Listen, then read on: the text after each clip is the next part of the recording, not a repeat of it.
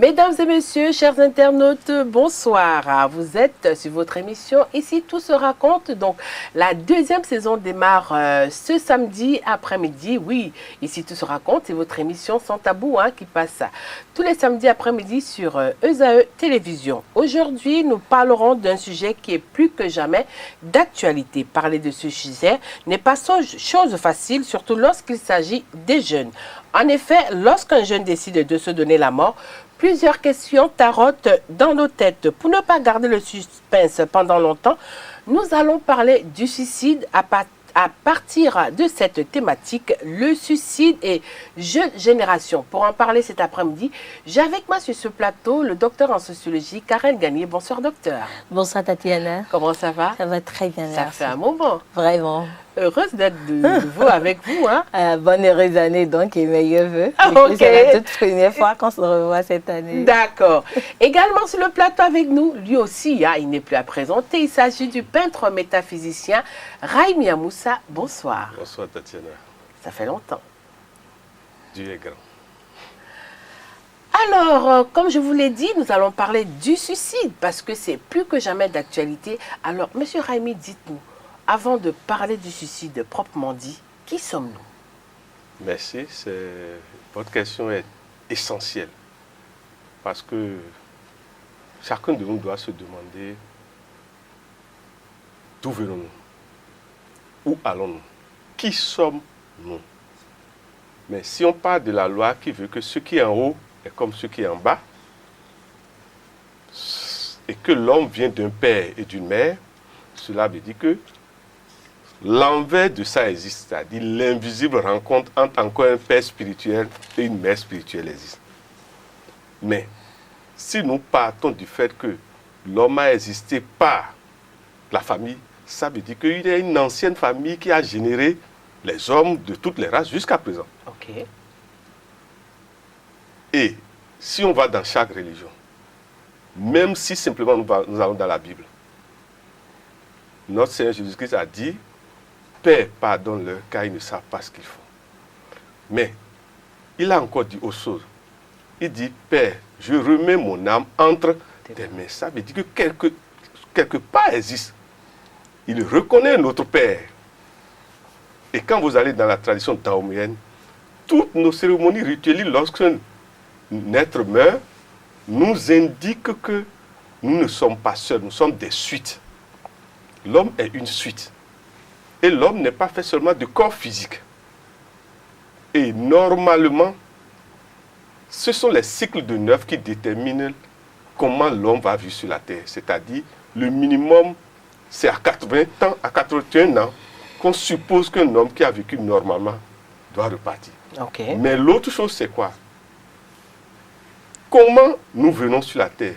Nous venons sur la terre par autorisation, à travers le jugement et une réunion qui décide de qui descendra et qui va remonter. Ce qui est su dans la tradition daoméenne. Cela veut dire quoi? Nous ne sommes pas seuls à décider de notre fils sur terre. Il y a des gens qui décident bien avant nous. Non. Et dans la tradition daoméenne, on appelle ça le Djoto, c'est-à-dire l'ange gardien qui nous accompagne et que les ancêtres décident pour nous accompagner. Et au-delà de ça, il y a plusieurs types de jugements. Il y a le jugement universel lié à Dieu, mais il y a le jugement national lié à notre pays, mais il y a le jugement familial. Et c'est surtout ce jugement familial, c'est du jugement familial que tout démarre. Ok, d'accord. C'est du jugement familial que tout démarre. Certainement, nous allons revenir. Alors, vous êtes sociologue. Alors, comment est-ce que en sociologie, on peut définir le suicide? Merci bien Tatiana, merci au maître Raimi. Vous savez, parlons de suicide. Chez les sociologues, on a eu un auteur que tout le monde a connu, un chercheur sociologue phare qui en a parlé. Il était le premier à énoncer les prémices de ce suicide-là. C'est celui qu'on appelle Émile Durkheim, où il définissait ce suicide. Le suicide n'a pas une définition fixe. Le suicide se présente selon le contexte, selon les causes et selon le cadre social dans lequel on se retrouve. Et quand nous parlons de suicide, on pourra dire que c'est la décision ou le fait qu'un individu ôte volontairement sa propre vie. Il saute la vie à lui-même.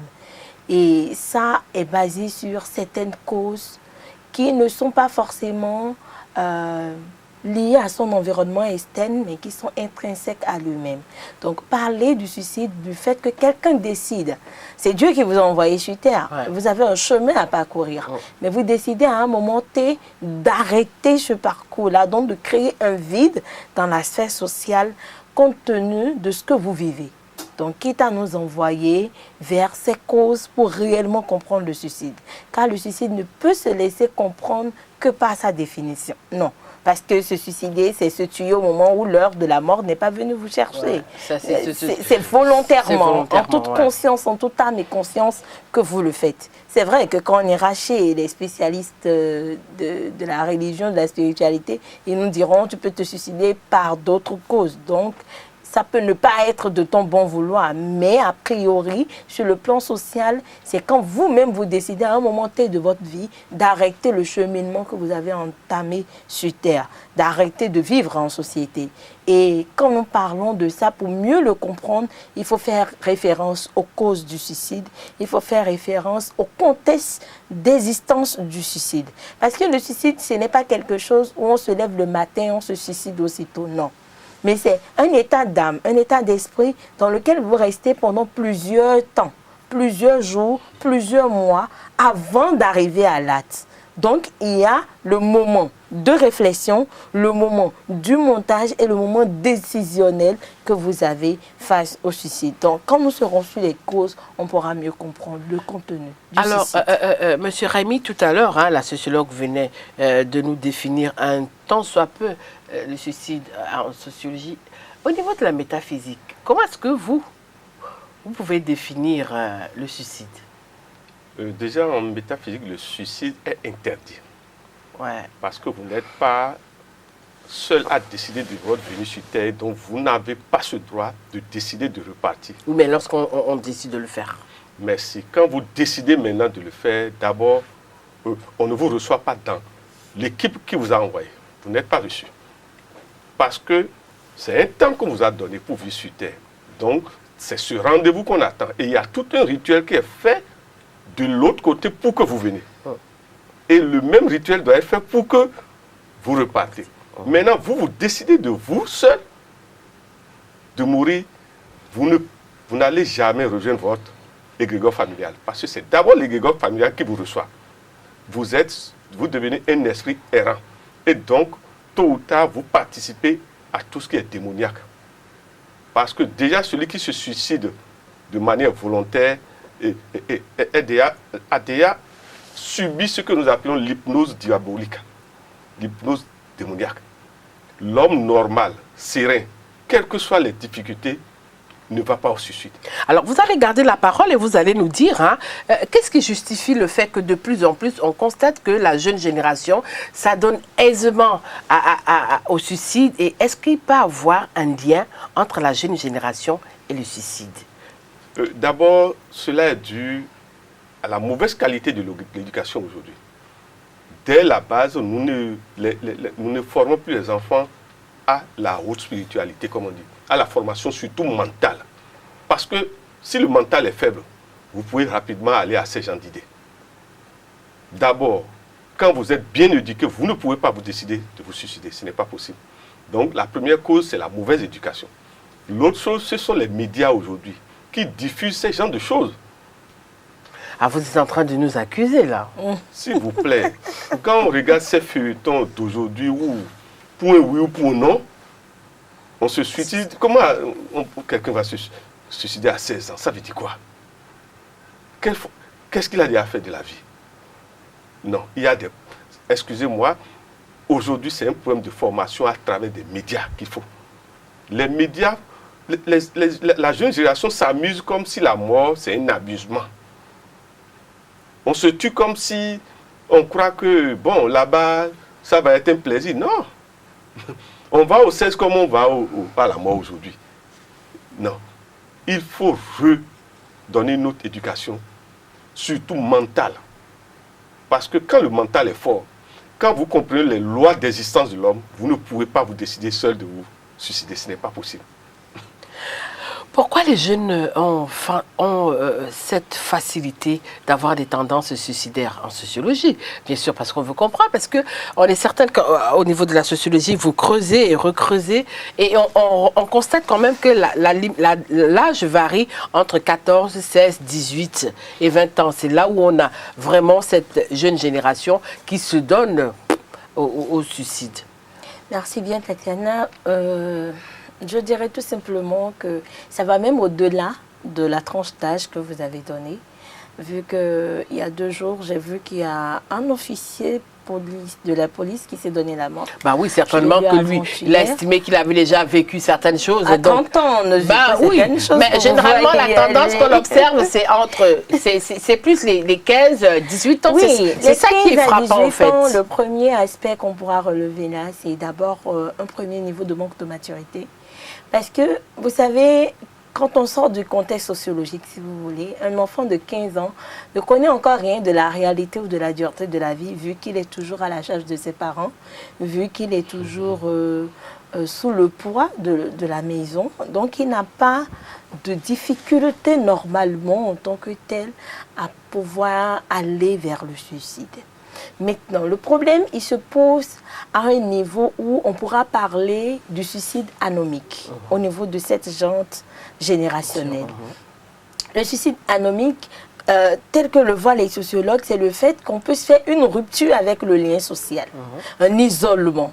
Quand vous avez un enfant qui n'est pas ouvert aux autres, quand vous avez un enfant qui recherche des choses qui ne sont pas à sa portée, et face à cette quête, il se trouve dans la déception, tout de suite, le premier réflexe qu'il a, déjà, mon interlocuteur d'en face l'a dit, on veut copier chez le blanc, mais on oublie que chez le blanc, c'est un montage et qu'après le film, celui qui s'est suicidé, il s'est relevé encore.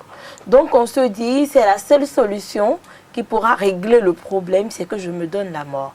Sans avoir... Ils ne sont pas mûrs en matière de raisonnement. Ils ne sont pas mûrs en matière de réalité qui s'impose à eux.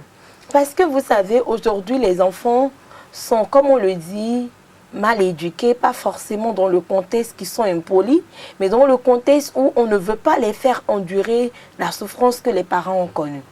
Donc, ça nous renvoie sur le plan purement économique et sur le plan social. On se dit, ce que j'ai enduré, mon enfant ne va pas endurer. Donc, pour ça, on met tout sur un plateau d'or à ces jeunes-là, ce qui fait qu'ils n'ont aucune idée de ce que c'est que réellement la vie et ils n'ont pas une idée sur ce que vaut une vie sur Terre. Alors, à vous entendre, vous tirez carrément à boulet rouge sur les parents. Monsieur Raimi l'a aussi mentionné tout à l'heure. Pourquoi on jette le dévolu ou alors pourquoi est-ce qu'on accuse les parents? Merci. D'abord, remarquez qu'avant la période précoloniale, il y a très peu de suicides.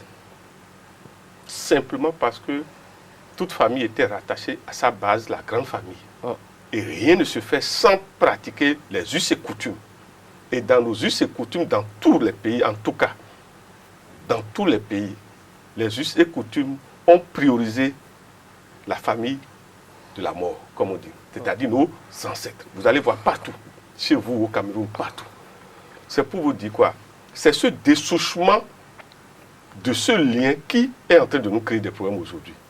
C'est-à-dire, les cérémonies, les rituels sont bafoués. Aujourd'hui, quelqu'un meurt, on dit on va faire 8 ans, les gens s'en foutent. Ouais. On dit qu'on va faire le Agbassa, les gens s'en foutent. Le Kakple-Kple, les gens s'en foutent. Nos parents avaient instauré des rites pour nous rappeler que nous ne sommes pas seuls. Ces rites servaient de barrière pour ce genre de choses, c'est ça? Pour éviter... Pas seulement de barrière, ces rites nous rapprochent l'âme gardienne de chacun de nous. Et fait que, même dans des pires difficultés, souvent, on avait assez, souvent par le rêve ou par l'oracle phare, à ce qui fait que nous sommes en train de vivre ces souffrances-là. Parce que lorsque l'homme a l'explication de ces souffrances, l'homme l'accepte. L'autre chose, nos parents avaient ce que nous appelons des rites initiatiques qui nous permettaient de maîtriser la souffrance. Bref, de supporter la douleur. Mais aujourd'hui, quel rite il y a pour supporter la douleur? Le mental, le mind. Il faut être fort dans la tête. S'il vous plaît, il n'y en a pas. Aujourd'hui, on amène l'enfant pour lui faire, pour qu'il devienne garçon à l'hôpital, on l'anesthésie. Non, on ne devait pas le faire. Le garçon doit sentir la douleur dans sa chair avant. Et il y a des rites et des ordres tradis africains et dahoméens où on ne vous anesthésie en rien avant de vous initier. Il y a des cicatrices chez nous qui nous protégeaient des envoûtements. Parce qu'il ne faut pas oublier que tous les suicides ne sont pas dus forcément à la volonté seule de l'homme. C'est des infusions hypnotiques, diaboliques ou démoniaques aussi. On peut pousser quelqu'un à se suicider, c'est ça? On peut pousser dans le spirituel, dans le spirituel, comme un jaloux peut vous pousser, c'est-à-dire à force de vous infuser des idées et vous n'avez pas la barrière mentale, vous finirez par commettre des actes. Mais pour que le jaloux vous amène à vous suicider, M. Raimi, est-ce qu'il ne faudrait pas qu'il ait accès à vous? Forcément, quand vous n'avez pas, excusez-moi, un de vos témoins seul suffit pour qu'on vous infuse des idées négatives.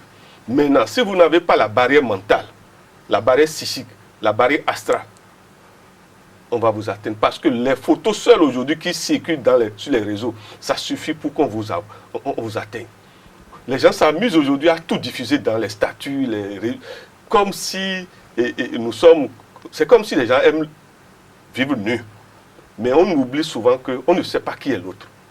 Il y a des gens qui ont l'âme de la sorcellerie, mais n'ont pas même conscience de ça. Et par simple effet de jalousie, vont vous envoûter. Je peux vous dire que la plupart des suicides sont dus souvent à ceux qui aiment chercher des richesses parallèles, diaboliques. Vous ne saurez pas que lui, il est en train de faire un sacrifice.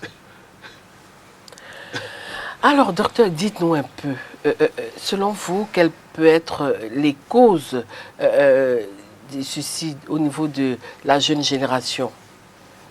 Merci bien, Tatiana. Les causes du suicide au niveau de la jeune génération, on peut trouver. Le premier niveau, c'est d'abord au niveau du mental. Ouais. Parce que c'est quand le déséquilibre se crée qu'il y a cet état de choses. Et l'autre aspect, c'est aujourd'hui le fait que les enfants vont trop vite à une vie qui n'est pas de leur niveau. Je prends un exemple simple. On a un dernier cas de suicide d'une jeune fille de 16 ans qui est décédée. Quand vous suivez ses parents et ses proches, c'est une orpheline, et c'est de père, et c'est sa mère qui l'a gardée, qui souffre, qui la garde, qui la conseille.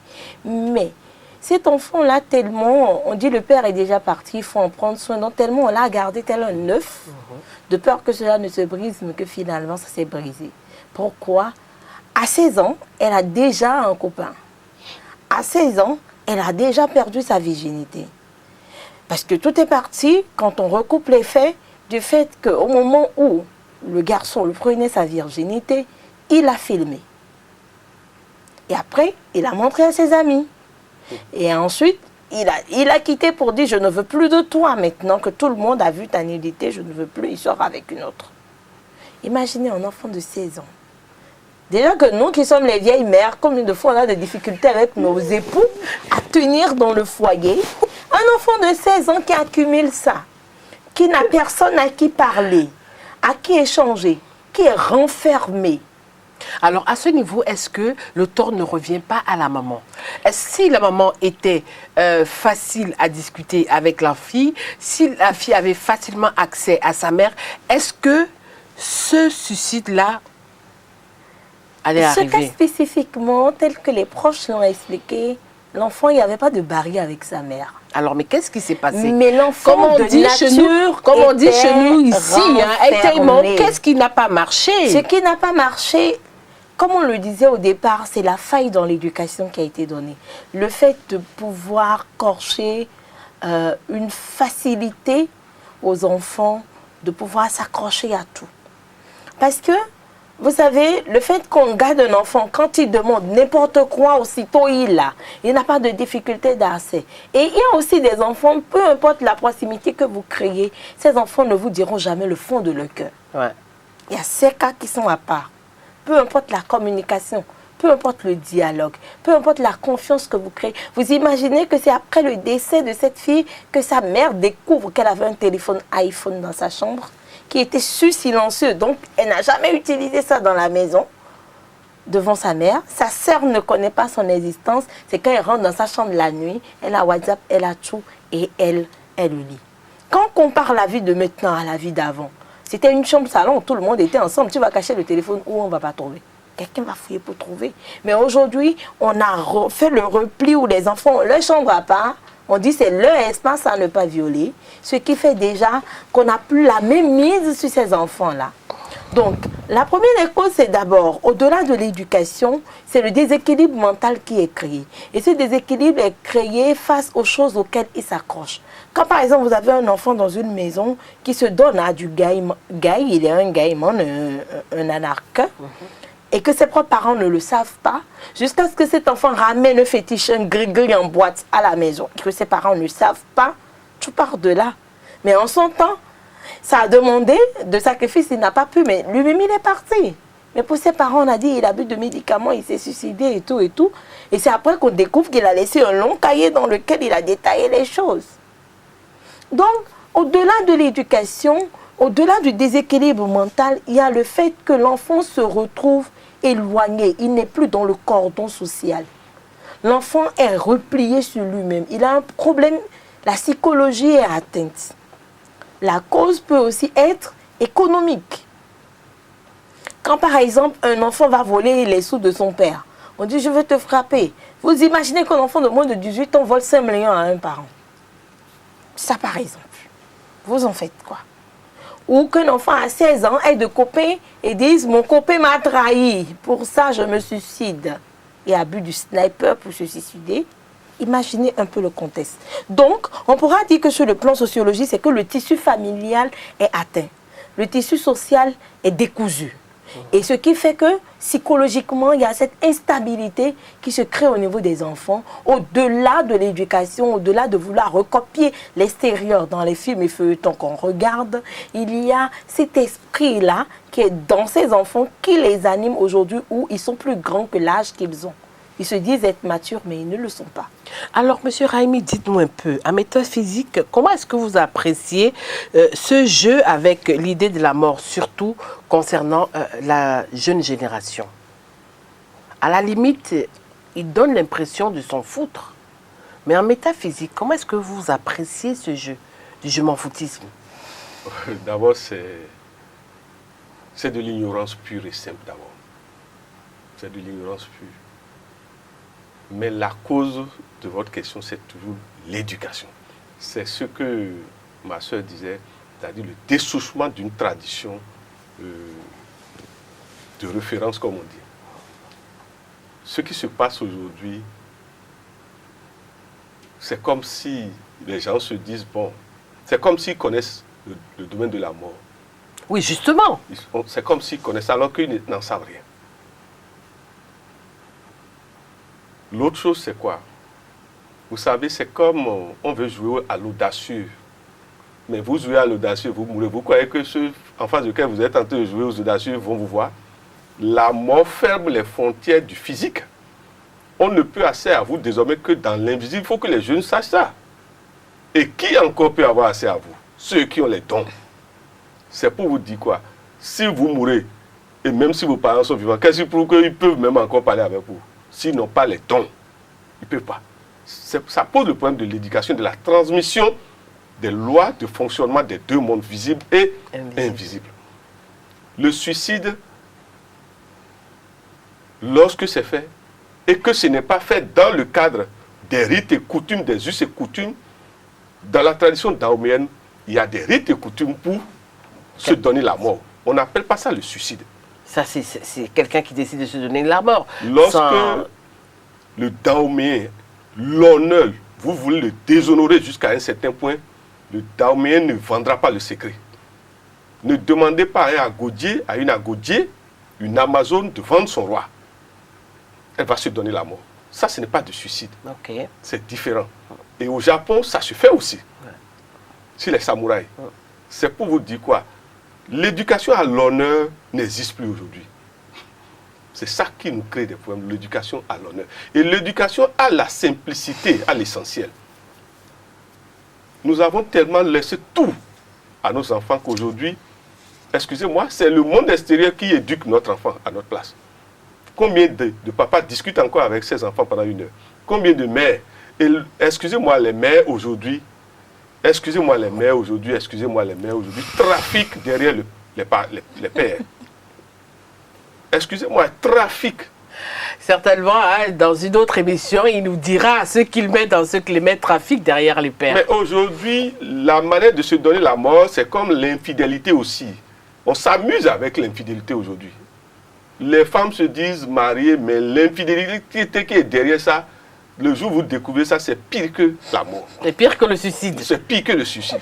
Alors, chers amis internautes, nous sommes quasiment arrivés à la fin de notre émission de cet après-midi. Hein, mais avant de partir, un petit mot de fin. Je vais commencer par la sociologue.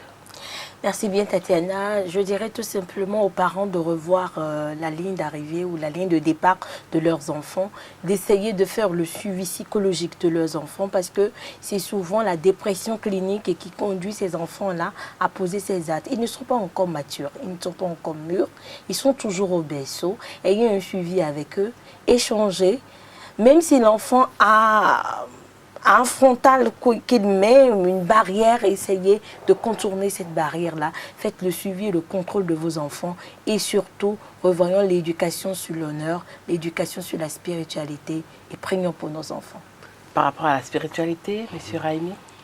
Moi, je vais demander à tous les gouvernements du monde et particulièrement à mon gouvernement, et je sais que notre chef de l'État s'y attelle déjà, le président Patrice Talon s'y attelle déjà, que les branches de la métaphysique rentrent dans l'éducation, les branches de la psychologie rentrent, les branches de la psychanalyse rentrent dans l'éducation. Parce que les pères et mères n'ont plus le temps. Il vaut mieux que ce qui se fait en famille, qu'on les fasse rentrer alors à l'école, pour que nos enfants mentalement soient formés. Aujourd'hui, on a demandé de ne plus taper les enfants. C'est une grosse erreur. C'est une grosse erreur. Aujourd'hui, on achète les cicatrisations qui nous individualise dans nos familles. C'est aussi une grosse erreur. Voilà, terminus, tout le monde descend. Le suicide et la nouvelle génération, c'était la thématique de votre émission de cet après-midi. Ici, tout se raconte. Nos invités, le docteur Karel Gagné, elle est docteur en sociologie, et le peintre métaphysicien Raimi Amoussa. Quant à moi, Tatiana Handa Djemeya, heureuse d'avoir été des vôtres, et toute l'équipe d'ici Tout se raconte vous dit merci, au revoir, bye bye.